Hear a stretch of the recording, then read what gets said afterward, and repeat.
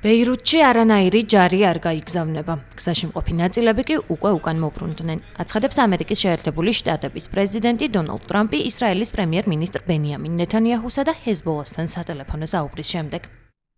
პლატფორმა Truth Social-ზე გამოქვეყნებულ პოსტში იგი აღნიშნავს, რომ ჰეზბოლასთან ძალიან კარგი საუბრის ეს თანხმობა მიიღო, რომ ცეცხლი სრულად შეწყდება.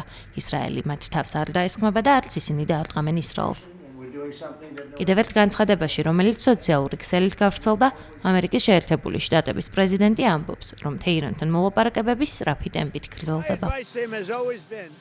ამას კი წინ ირანის ისლამური რევოლუციის გუშაგთა კორპუსთან დაკავშირებული საინფორმაციო სააგენტო ტასნიმის მიერ გავრცელებული ცნობა უძღოდა, რომლის მიხედვითაც თეირანმა ისრაელის მიერ ლიბანში ფართომასშტაბიანი სამხედრო ოპერაციის ფონზე ამერიკის შეერთებულ შტატებთან სამშვიდობო შეთანხმების თაობაზე გზავნილების გაცვლის შეწყვეტა გადაწყვიტა.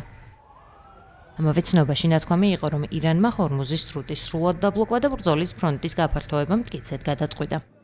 დონალდ ტრამპმა, რომელიც ჩვეულებრივ მკვეთრი რიტორიკით გამოირჩევა, ამჯერად ამერიკულ მედიას განუცხადა, რომ თეირანს ვაშინგტონისთვის ამ გადაწყვეტილებების შესახებ არ უცნობებია. პარალელურად ირანის საგარეო საქმეთა სამინისტრომ ამერიკის შეერთებული შტატები იმაში დაადანაშაულა, რომ მან ლიბანში ჰეზბოლას წინააღმდეგ მიმდინარე სამხედრო ოპერაცია ვერ შეაკავა.